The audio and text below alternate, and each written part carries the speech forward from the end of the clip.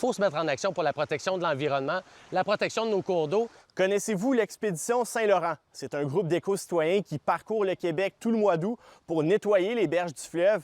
Et aujourd'hui, il fait escale au parc Relais portuaire à Trois-Rivières. L'objectif, c'est de faire la plus grande différence, le plus grand ménage, si on peut dire.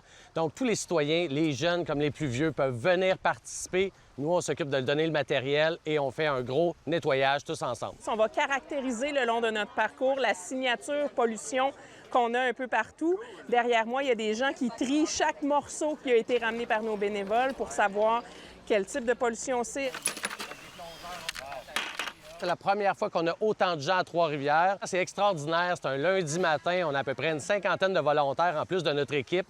Donc, on ramasse énormément de déchets. On trouve du styromousse, des emballages alimentaires, des canettes, des bouteilles de plastique, des verres à café. On a retrouvé des vieux bidons d'huile, énormément de gros morceaux de métal. Ça vient vraiment de nos activités quotidiennes puis de la quantité de plastique à usage unique qu'on utilise à chaque jour. Tout ce qu'on retrouve derrière moi, en grande majorité, c'est des objets qu'on utilise. À quel point c'est facile de retirer autant de déchets de nos cours d'eau, c'est un peu inquiétant. Et le plastique qui se ramasse sur nos berges se termine en microparticules de plastique.